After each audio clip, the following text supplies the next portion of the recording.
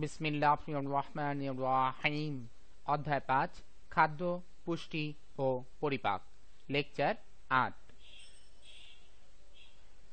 ইনশাআল্লাহ আমরা আমাদের এই লেকচারে পরিপাক তন্ত্রের অন্তর্গত পৌষ্টিক নালী নিয়ে কথা বলবো। নতুন নতুন ভিডিও পাওয়ার জন্য মিজান একাডেমি ইউটিউবের চ্যানেলটিতে সাবস্ক্রাইব করুন এবং আমাদের সাথে থাকার জন্য নতুন আপডেট পাওয়ার জন্য www.mizanacademy.com এ চোখ রাখুন এবং ফেসবুকে থেকে নতুন আপডেট অথবা ইনফরমেশনের জন্য ফেসবুকে মিজান একাডেমিতে একটি লাইক দিন।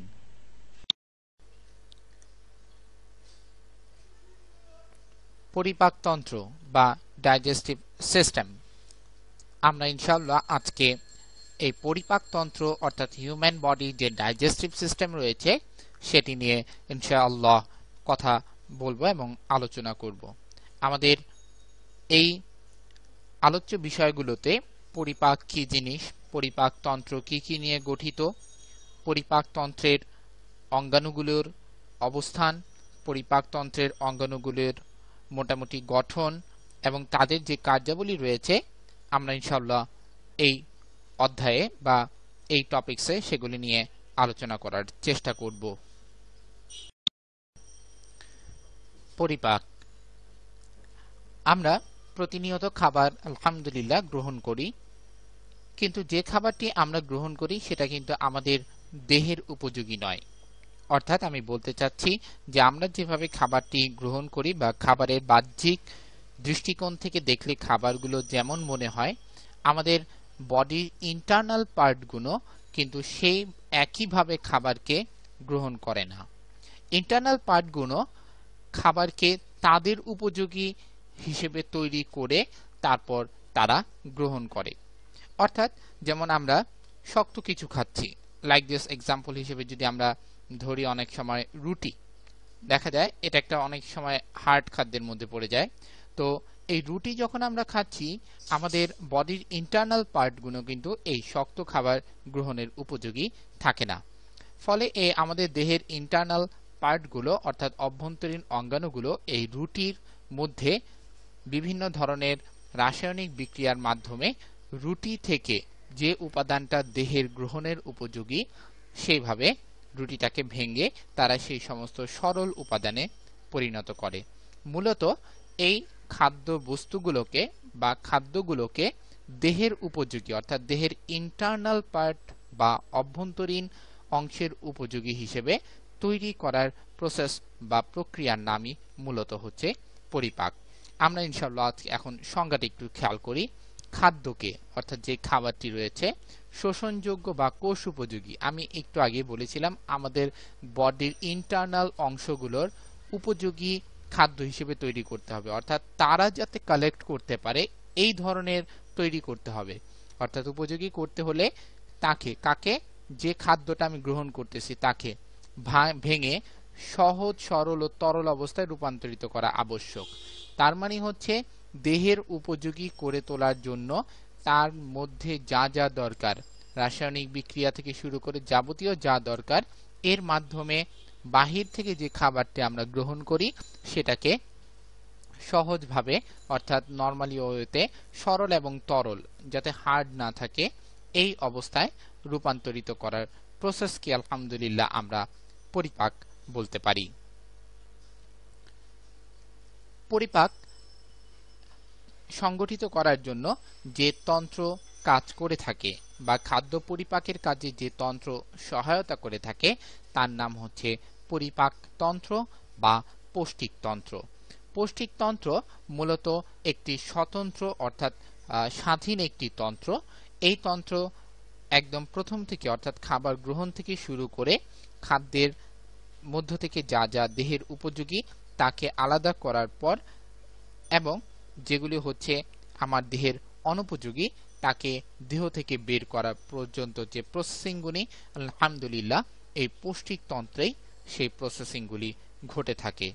আমরা মূলত জানি যে পরিপাক তন্ত্র বা পৌষ্টিক তন্ত্র দুটি অংশের সমন্বয়ে গঠিত। একটি হচ্ছে পৌষ্টিক নালী এবং আরেকটি হচ্ছে পৌষ্টিক গ্রন্থি। এই পৌষ্টিক গ্রন্থিটা কয়েকটি গ্রন্থির ন্যায় গঠিত। আমরা ইনশাআল্লাহ এখন প্রথমে পৌষ্টিক নালী নিয়ে আলোচনা করব এবং পরবর্তীতে ইনশাআল্লাহ পৌষ্টিক গ্রন্থি নিয়ে আলোচনা করব। আমাদের দেহ খাদ্য গ্রহণ করে এবং খাদ্য গ্রহণ করার পর এটা দেহ কর্তৃক খাদ্যের উপযোগী এবং যে সমস্ত দ্রব্যাদি প্রয়োজন দেহের সেগুলো শোষিত হয় এবং সেই সমস্ত দেহ অঙ্গাণুগুলো এই সমস্ত শোষণ এবং খাদ্যকে দেহের উপযোগী করে গড়ে তোলার জন্য আলহামদুলিল্লাহ কাজ করে থাকে। এই কাজ করার মধ্যে দুইটা প্রসেস ফলো করা হয়ে থাকে, অর্থাৎ দেহে দুইটি প্রসেস সংঘটিত হয় খাদ্য শোষিত করার উপযোগী করে গড়ে তোলার জন্য। প্রথমটি হচ্ছে যান্ত্রিক প্রক্রিয়া, পরেরটি হচ্ছে রাসায়নিক প্রক্রিয়া। যান্ত্রিক প্রক্রিয়ার ক্ষেত্রে যদি আমরা লক্ষ্য করি তাহলে দেখব যে প্রথমে আমরা কিন্তু খাবারটা মুখে দেই, মুখে দেওয়ার পর খাবারটাকে দাঁত দিয়ে চাবাই। চাবানোর ফলে দেখা যায় যে বৃহৎ আকৃতির খাবারটা কিন্তু ছোট ছোট খণ্ডে ভাগ হয়ে যায়। এরপরে আবার দেখা যায় যে আমরা দাঁত অর্থাৎ আমাদের পিছনে যে পেষণ দাঁত রয়েছে সেই পেষণ দাঁত দিয়ে সেই ছোট ছোট টুকরোকে কিন্তু পিষে ফেলি এবং পিষার ফলে দেখা যায় কি খাদ্যবস্তুটা আরো সরল এবং অনেকটাই দেখা যায় লালার সাথে মিশ্রিত হয়ে খাদ্যবস্তুটা অনেকটাই হার্ড অবস্থা থেকে সফট অবস্থার দিকে মুভ করে।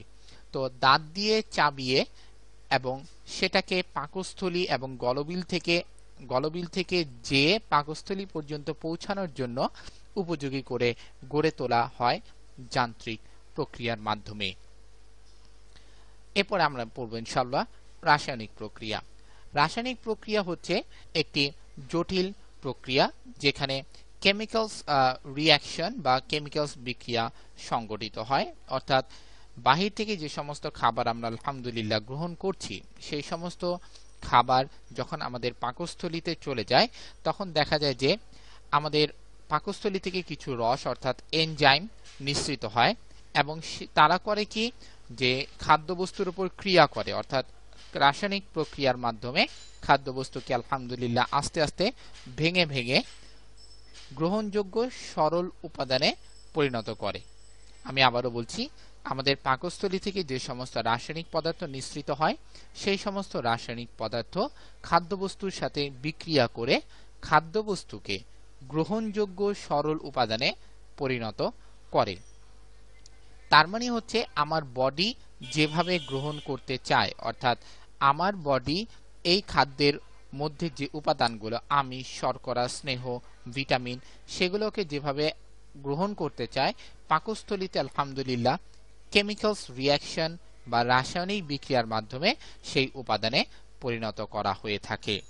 এগুলি আলহামদুলিল্লাহ বিভিন্ন এনজাইমের বা রাসায়নিক যে উপাদান পাকস্থলী থেকে নিঃসৃত হয় তারই আলহামদুলিল্লাহ ভূমিকা। পৌষ্টিক তন্ত্র বা পৌষ্টিক নালীর বিভিন্ন অঙ্গাণু নিয়ে আমরা এখন ইনশাআল্লাহ আলোচনা শুরু করব। আমাদের পৌষ্টিক তন্ত্র বা পৌষ্টিক নালী কিন্তু মুখ গহ্বর থেকে শুরু করে একদম পায়ুপথ পর্যন্ত বিস্তৃত। আমরা ইনশাআল্লাহ একটা ছবি দেখে আরো একটু ক্লিয়ার হব। আমরা ছবিতে হিউম্যান বডির একটি পৌষ্টিক নালী সম্বলিত একটি ছবি দেখতে পাচ্ছি। পৌষ্টিক নালী এই যে মুখ গহ্বর থেকে শুরু করে একদম পায়ুপথ পর্যন্ত বিস্তৃত। পৌষ্টিক নালীর প্রথম অংশটি হচ্ছে মুখ। এই মুখের অবস্থানটা হচ্ছে আমাদের নাসিকা যে অর্থাৎ নাক থেকে খানিকটা নিচে এবং এই মুখের প্রথম অংশের মধ্যে দুটি ঠোঁট রয়েছে এবং এটাকে কিন্তু আমরা আলহামদুলিল্লাহ পৌষ্টিক নালীর একদম ফার্স্ট অর্গান অর্থাৎ প্রবেশদ্বার হিসেবে চিহ্নিত করতে পারি। এই মুখের মধ্য দিয়ে কিন্তু খাবার প্রথমে মুখ গহ্বরের মধ্যে আসে। মুখ গহ্বর, মুখের পরবর্তী অংশটির নাম হচ্ছে মুখ গহ্বর। আমরা যদি লক্ষ্য করি মুখের পরে কিন্তু এই যে এই এরিয়াটা একটা বিশাল ছিদ্রপথ অর্থাৎ ফাঁকা এরিয়া থাকে, যে এরিয়াতে খাদ্যবস্তু চর্বণ করা হয়, খাদ্যবস্তুর স্বাদ গ্রহণ করা হয় খাদ্যবস্তুকে টায়ালিন নামক এনজাইম দ্বারা ভেজানো হয়, সফট করা হয়। এই সেই অঞ্চল যে অঞ্চল মুখের পরে অবস্থিত এবং অনেকটাই কণ্ঠনালী বা নরমালি ভাবে আমরা থ্রোট যেটাকে বলে থাকি তার আগে অবস্থিত। এখন লক্ষণীয় ব্যাপার হচ্ছে এই মুখের মধ্যে যে সমস্ত অর্গানগুলি বিদ্যমান সেগুলো হচ্ছে দাঁত, জিহ্বা। দাঁত দ্বারা খাবারগুলোকে কি করা হয়, ছোট ছোট টুকরে পরিণত করা হয় এবং জিহ্বা দ্বারা খাবারের আলহামদুলিল্লাহ স্বাদ গ্রহণের পাশাপাশি খাবারটাকে কিন্তু নাড়িয়ে চাড়িয়ে উল্টিয়ে পাল্টিয়ে দাঁতকে সাহায্য করা হয়ে থাকে। এছাড়াও দেখা যায় হচ্ছে যে আমাদের দাঁতের জিহ্বার নিচে এবং কানের নিচে চোয়ালের পাশে কিছু গ্রন্থি থাকে। গ্রন্থি মানে it's one kinds of packet যেগুলো কিছু রসকে ধারণ করে থাকে। যেমন লালা গ্রন্থি, আমরা মুখে যখন খাবার খাই অর্থাৎ মুখে খাবার দেওয়ার সাথে সাথে দেখা যায় কোনো একটি রস এসে খাবারটাকে ভিজিয়ে ফেলে অর্থাৎ খাবারটাকে সফট করে ফেলে, এটাই হচ্ছে কিন্তু সেই লালা রস। অর্থাৎ লালা রসের লালা গ্রন্থি থেকে নিঃসৃত হয় এবং লালা রসে যে মিউসিন থাকে তারা কি করে আলহামদুলিল্লাহ খাদ্যদ্রব্যকে সফট বা পিচ্ছিল করে অন্ননালী থেকে প্রবেশ করার অর্থাৎ অন্ননালী থেকে গমন করার জন্য উপযোগী করে তোলে।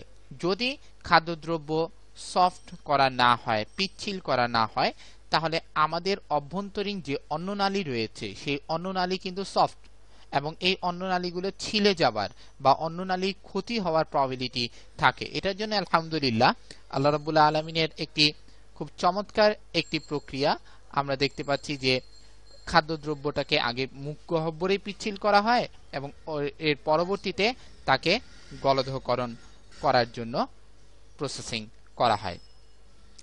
এছাড়াও দেখা যায় যে লালারসের মধ্যে আরো কিছু এনজাইম থাকে, একটির নাম হচ্ছে টায়ালিন এবং অন্যটির নাম হচ্ছে মল্টেজ। এই টায়ালিন এবং মল্টেজ এনজাইম খাদ্যদ্রব্যে যদি কোনো শর্করা থেকে থাকে সেই শর্করা পরিপাকে আলহামদুলিল্লাহ তারা অংশ নিয়ে থাকে।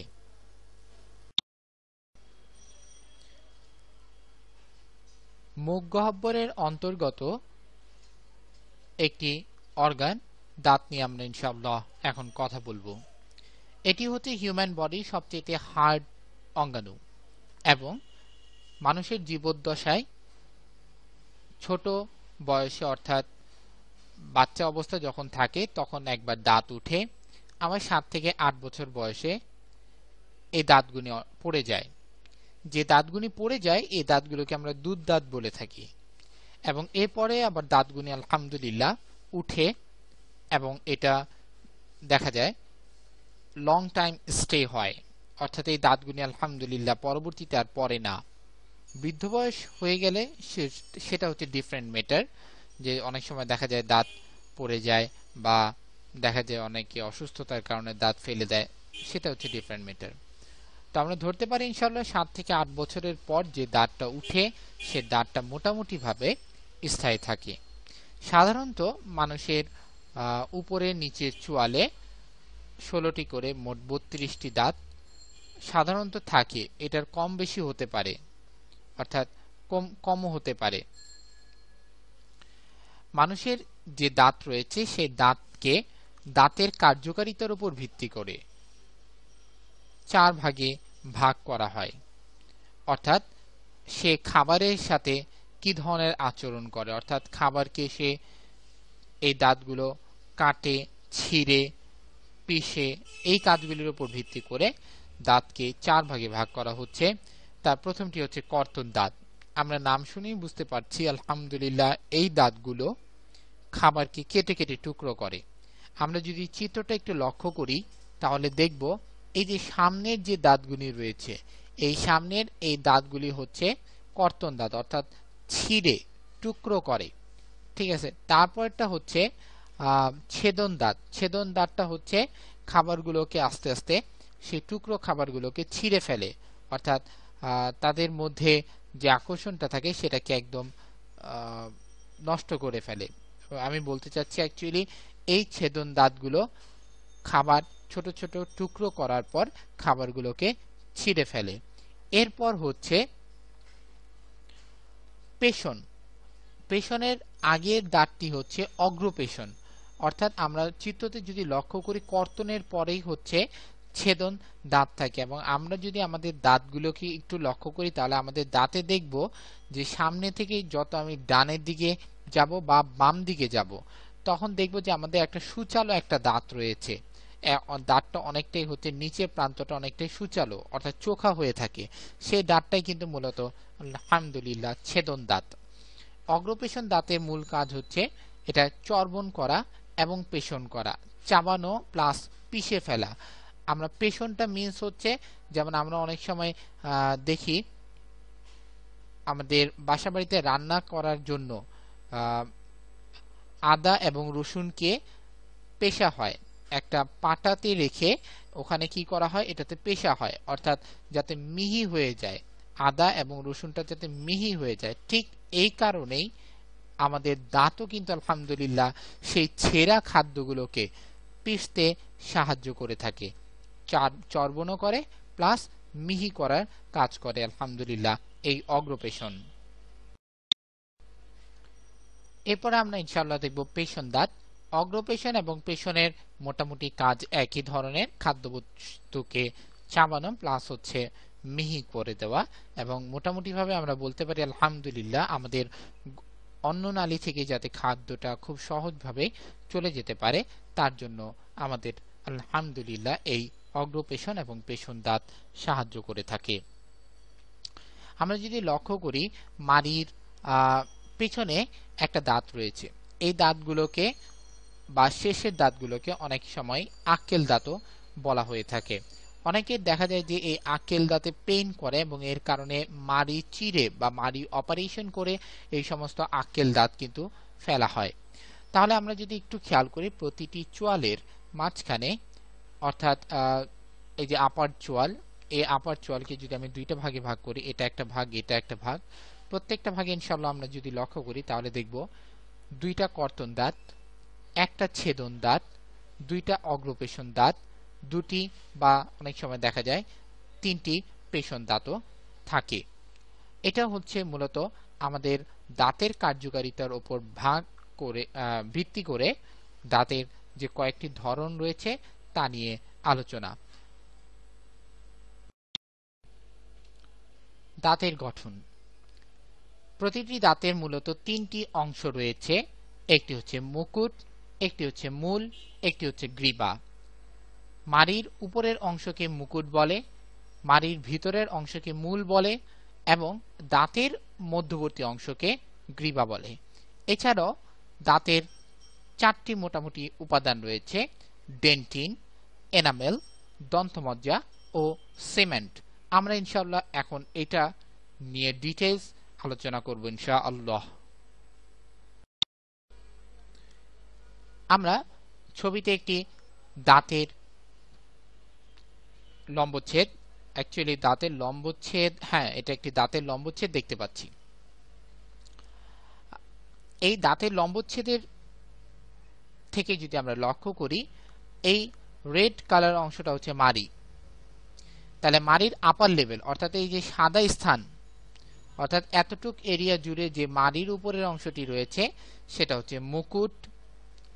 মাড়ির অভ্যন্তরীণ এই যে মাড়ির ভিতরে যে এরিয়াগুলি, এই যে আমার হাত দেখা যাচ্ছে, এই হাতের যে এরিয়াগুলো, এই মাড়ির ভিতরের এরিয়াটি হচ্ছে মূল। এবং দাঁতের অভ্যন্তর মিন্স হচ্ছে এই এরিয়াগুলি অর্থাৎ সাদা অংশের নিচের যে এরিয়াগুলো, এই এরিয়াগুলো অংশের নাম হচ্ছে গ্রীবা। এছাড়া দাঁতের যে সমস্ত উপাদান রয়েছে তার মধ্যে একটি হচ্ছে ডেন্টিন। ডেন্টিন হচ্ছে মূলত দাঁতের প্রাইমারি উপাদান অর্থাৎ দাঁত যে উপাদান দ্বারা তৈরি হয় বা দাঁত যে হার্ড উপাদান দ্বারা, শক্ত উপাদান দ্বারা গঠিত হয় সেটির নামই হচ্ছে ডেন্টিন। এবং ডেন্টিনের উপরে আমরা কিন্তু নরমালি ভাবে একটা সাদা প্রলেপের মতো অংশ দেখতে পাচ্ছি এবং যার কারণে আমাদের দাঁতটি সাদা থাকে বা সাদা দেখা যায়, সেই অঞ্চলটির নাম হচ্ছে কিন্তু এনামেল। এই এনামেল মূলত ক্যালসিয়াম ফসফেট, ক্যালসিয়াম কার্বনেট এবং ফ্লোরাইড এগুলি দিয়ে গঠিত। আমি আবারও বলছি, এই এনামেল এবং ডেন্টিন এরা মূলত যে রাসায়নিক এলিমেন্টস দ্বারা গঠিত সেগুলো হচ্ছে, প্রথমটি হচ্ছে ক্যালসিয়াম ফসফেট, পরেরটি হচ্ছে ক্যালসিয়াম কার্বনেট এবং ফ্লোরাইড। এদের মিশ্রণ দিয়ে আলহামদুলিল্লাহ এনামেল এবং ডেন্টিন গঠিত হয়ে থাকে। এর পরের অংশটি হচ্ছে দন্ত মজ্জা, বা দেখা যায় দাঁতের ভিতরে যে সমস্ত মজ্জা অর্থাৎ অনেকটাই রক্ত, শিরা, ধমনী, স্নায়ু, নরম কোষ দাঁতের যে এরিয়াতে থাকে সেটাকে মূলত দন্তমজ্জা বা পাল্প বলা হয়ে থাকে। এই দন্তমজ্জা ভেতরটায় অনেকটাই ফাঁপা থাকে, এই এরিয়াটা অনেকটাই ফাঁপা থাকে, যে এরিয়ার মধ্যে ধমনীর অবস্থান, রক্তজালিকার অবস্থান এবং অনেক সময় স্নায়ু রজ্জু অর্থাৎ এখান থেকে দাঁতের স্নায়ুগুলো বেরিয়ে আসে এবং সেগুলো স্নায়ুতন্ত্রের সাথে কানেক্টেড হয়। এই অংশটার নাম হচ্ছে দন্তমজ্জা। আর এছাড়াও দেখা যায় দন্তমজ্জার মাধ্যমে মূলত এই কানেক্টেড, আমরা যদি চিত্র দিকে একটু লক্ষ্য করি তাহলে দেখব যে এই যে মজ্জার মধ্যে কিন্তু এই কানেকশনটা চলে যাচ্ছে, এগুলি হচ্ছে স্নায়ুর কানেকশন। এই স্নায়ুর কানেকশন কিন্তু কানেক্টেড হচ্ছে মজ্জার সাথে, অর্থাৎ আমরা যদি বলতে পারি মজ্জা হচ্ছে দাঁত এবং স্নায়ুতন্ত্রের সাথে একটি সেতুবন্ধন রচনা করে। এই দন্তমজ্জার মাধ্যমেই ডেন্টিনের মধ্যে বিভিন্ন ধরনের পুষ্টি অর্থাৎ খাদ্য থেকে গ্রহণকৃত যে পুষ্টি রয়েছে সেটা আলহামদুলিল্লাহ দাঁত গ্রহণ করে। এছাড়াও দন্তমজ্জা আমাদের এই ডেন্টিনকে অক্সিজেনও সাপ্লাই করে থাকে। সর্বশেষ অংশটি হচ্ছে সিমেন্ট। সিমেন্ট হচ্ছে একটি পাতলা আবরণী যেটা মাড়ির সাথে কানেক্টেড থাকে। আমরা যদি নরমালি খেয়াল করি, এই যে এই অংশটা সাদা, যে আমরা ভিতরের দিকে যে অংশটা দেখতে পাচ্ছি, বাহিরের অংশ না, কিন্তু বাহিরের অংশটা কিন্তু হচ্ছে এনামেল, কিন্তু এই যে মাড়ির সাথে ভিতরে যে অংশটা কানেক্টেড রয়েছে, এবং মূলত এই ডেন্টিন অর্থাৎ দাঁতের মূল উপাদানকে যারা প্রলেপ বা কাভার করে রাখে বা আবৃত করে রাখে বা এক ধরনের আবরণ হিসেবে কাজ করে, সেগুলোই মূলত সিমেন্ট।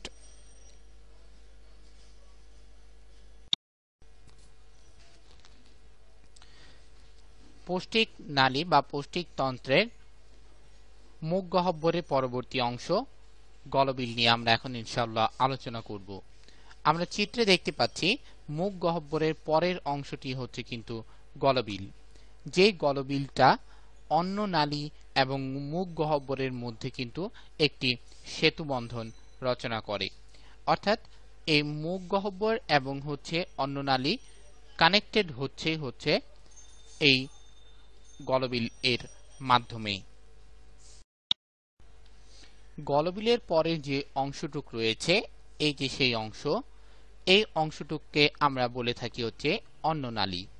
অর্থাৎ গলবিল থেকে শুরু করে পাকস্থলী পর্যন্ত যে বিস্তৃত আলহামদুলিল্লাহ নালীটি রয়েছে, যে নালী দিয়ে খাদ্য পাকস্থলী অর্থাৎ খাদ্যের স্টোর অর্থাৎ যেখানে এসে খাদ্য জমে এবং পরিপাকৃত হয়, সেই জায়গায় পর্যন্ত যে বিস্তৃত নালিকাটি বিস্তৃত রয়েছে তাদেরকে আমরা অন্ননালী বলে থাকি। এবং আমাদের লক্ষণীয় ব্যাপার হচ্ছে খাদ্য মুখ থেকে মুখ গহ্বরের মাধ্যমে চর্বণ এবং পেষণ হয়ে দাঁতের মধ্য দিয়ে সে গলবিলের মধ্য দিয়ে অন্ননালীতে পৌঁছে এবং অন্ননালী থেকে খাবারটি অন্ননালীর ক্রমান্বয়ে সংকোচন প্রসারণের মাধ্যমে সেটি স্টোমাক বা পাকস্থলীতে চলে আসে। এখন আমরা ইনশাআল্লাহ দেখব যে পাকস্থলী কিভাবে মোটামুটি কাজ করে এবং পাকস্থলীর স্ট্রাকচারালি গঠনগুলি কেমন রয়েছে তা আমরা একটি ছবির সাহায্যে দেখে নেই। আমরা ছবিতে একটি পাকস্থলীর ছবি দেখতে পাচ্ছি। এই পাকস্থলীটি শুরু হয় হচ্ছে অন্ননালী থেকে, অর্থাৎ তার স্টার্টিং পয়েন্টটা হচ্ছে অন্ননালীর এন্ডিং পয়েন্ট বা অন্ননালীর শেষ প্রান্ত, এবং এই পাকস্থলীর এন্ডিং পয়েন্টটা হয় ক্ষুদ্রান্ত এর প্রথম প্রান্ত পর্যন্ত। তার মানে হচ্ছে অন্ননালী এবং ক্ষুদ্রান্তের মধ্যে একটি প্যাকেট আকৃতির বা থলে আকৃতির, যার প্রাচীর পুরু এবং অভ্যন্তরীণ অংশটি স্থিতিস্থাপকতার মতো কাজ করে, এবং এর ভিতরে অসংখ্য গ্যাস্ট্রিক গ্রন্থি রয়েছে, যে সমস্ত গ্যাস্ট্রিক গ্রন্থির নিঃসরণের ফলে, গ্যাস্ট্রিক রস নিঃসরণের ফলে খাদ্যবস্তুর পরিপাক সংগঠিত হয়। এই সমস্ত থলির মতো অঙ্গাণুটাই পাকস্থলী নামে পরিচিত। পাকস্থলীর ক্ষেত্রে আরো কিছু লক্ষণীয় ব্যাপার হচ্ছে যে যখন খাদ্যবস্তু এই অন্ননালী দিয়ে পাকস্থলীর ভিতরে আসে, তখন পাকস্থলীর পেশিগুলোর মধ্যে সংকোচন প্রসারণের মাধ্যমে অন্ননালী থেকে যে খাদ্যদ্রব্যটা পাকস্থলীতে আসে সেটাকে আবারও পিষে মিহি করে, অর্থাৎ অ্যাকচুয়ালি যেটা বলতে গেলে খাবারের ফরমেশন সম্পূর্ণ চেঞ্জ হয়ে যায়, অর্থাৎ খাবারের যে চেহারাটা থেকে সেটি টোটালি চেঞ্জ হয়ে যাচ্ছে। এবং দেহের উপযোগী বা এই পাকস্থলী দেহ কিভাবে তার থেকে খাদ্যের উপাদানগুলি কালেক্ট করবে সেই উপযোগী করে আলহামদুলিল্লাহ গড়ে তোলে। তার মানে হচ্ছে যেমন দাঁতের মধ্যে খাবার যেমন অগ্রপেশন বা পেশন দাঁত দিয়ে পিষে যায়, ঠিক অনুরূপভাবে সেই পিষে যাওয়া খাদ্যটা অন্ননালীর মধ্য দিয়ে যখন পাকস্থলীতে আসে, তখন পাকস্থলীর পেশি সংকোচন প্রসারণের মাধ্যমে তারা আবারও মিহি হয়, অর্থাৎ পিষে খাদ্যবস্তুর যে রূপ যেটি থাকে সেটি টোটালি পরিবর্তন করে দেয়। এটি হচ্ছে মূলত খাদ্যবস্তুর স্টোরেজ অংশ পাকস্থলী। এবং পাকস্থলীতে অনেক সময় গ্যাস্ট্রিক গ্রন্থি থেকে যে গ্যাস্ট্রিক রসটি নিঃসৃত হয় তার পরিমাণ যদি মাত্রাতিরিক্ত বেড়ে যায়, তাহলে আমাদের গ্যাস্ট্রিক যে রোগ যেটাকে আমরা বলে থাকি সেই ধরনের রোগের প্রববিলিটি দেখা দেয়, এবং এক্ষেত্রে আমাদের আলহামদুলিল্লাহ ডাক্তারের শরণাপন্ন হওয়া জরুরি। পাকস্থলী পরের অংশটি হচ্ছে অন্ত্র। পাকস্থলী থেকে নিয়ে শুরু করে একদম মলদ্বার পর্যন্ত বিস্তৃত পেঁচানো যে নালীটি রয়েছে সেটি হচ্ছে অন্ত্র নামে পরিচিত। অন্ত্রের মোটামুটি দুটি অংশে বিভক্ত, একটি হচ্ছে ক্ষুদ্রান্ত্র এবং অন্যটি হচ্ছে বৃহদান্ত্র। আমরা দেখতে পাচ্ছি এই পাকস্থলীর নিচে যে পেঁচানো নালীগুলি রয়েছে, এই নালীগুলো সম্বলিত অংশটির নামই হচ্ছে অন্ত্র। এখানে মোটামুটি দুটি খণ্ড রয়েছে, একটি হচ্ছে বৃহদান্ত্র, এই যে আমার যে অংশটি দেখানো হচ্ছে এটি হচ্ছে বৃহদান্ত্র, এবং এর মাঝখানে যে অংশগুলি রয়েছে এগুলি হচ্ছে ক্ষুদ্রান্ত্র। আমরা এখন ইনশাআল্লাহ ক্ষুদ্রান্ত্র নিয়ে আলোচনা করব।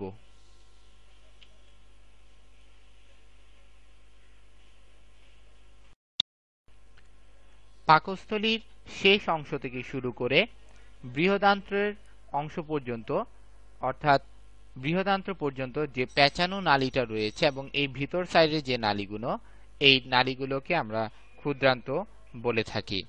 ক্ষুদ্রান্তের মূলত তিনটি অংশ রয়েছে, একটি হচ্ছে ডেডুনাম, একটি হচ্ছে জেজুনাম এবং অন্যটি হচ্ছে ইলিয়াম। ক্ষুদ্রান্তের প্রথম অংশকে ডেডুনাম বলে, মধ্যবর্তী অংশকে জেজুনাম বলে এবং ক্ষুদ্রান্তের শেষ অংশটিকে ইলিয়াম বলা হয়। এই ক্ষুদ্রান্তের ডেডুনাম অংশে যকৃত থেকে পিত্তথলি থেকে নালী এসে কানেক্টেড এবং অগ্নাশয় থেকে নালী এসে কানেক্টেড। সুতরাং আমরা বলতে পারি পিত্ত থেকে যে পিত্ত রস এবং অগ্নাশয় থেকে যে অগ্নাশয় রস তারা কিন্তু ডেডুনামে তাদের নিজস্ব নালীর মাধ্যমে প্রবেশ করে। এছাড়াও এই অন্ত্রের মধ্যে আঙ্গুলের মতো অভিক্ষেপ সম্পন্ন, অর্থাৎ আঙ্গুলের মতো আকৃতি সম্পন্ন কিছু ভিলাস রয়েছে। এই ভিলাসগুলো খাদ্য পরিপাকে অংশগ্রহণ করে থাকে এবং পরিপাককৃত খাদ্য থেকে খাদ্য উপাদানকে শোষণ করে। এছাড়াও আমরা ক্ষুদ্রান্তের মধ্যে বিভিন্ন যে আন্তরিক রস রয়েছে সেটি নিঃসরণ হয় এবং এই ক্ষুদ্রান্তের মধ্যে খাদ্যের পরিপাক অর্থাৎ ক্ষুদ্রান্তে যে পরিপাকটি সেটা সংগঠিত হয়ে থাকে।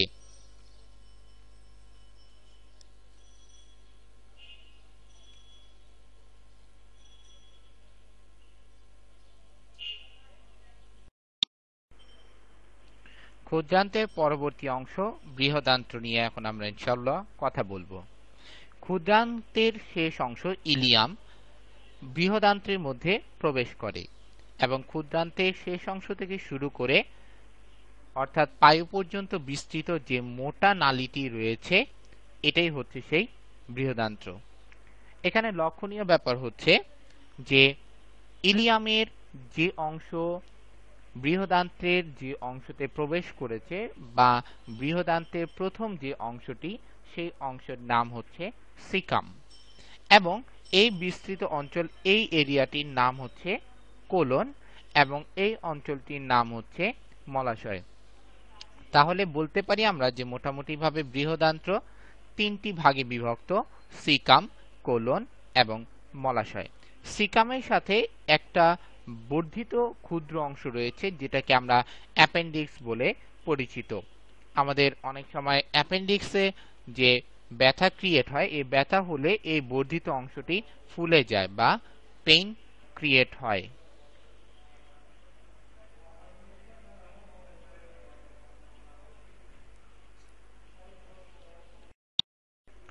এই বৃহদান্ত্রের মধ্যে মূলত পানি শোষিত হয়, মল তৈরি হয় এবং মল জমা হয়, অর্থাৎ পরিপাকৃত খাদ্যের সর্বশেষ যে অংশটি রয়েছে সেখান থেকে বৃহদান্ত্রে মোটামুটি ভাবে শোষণের কাজ করে থাকে।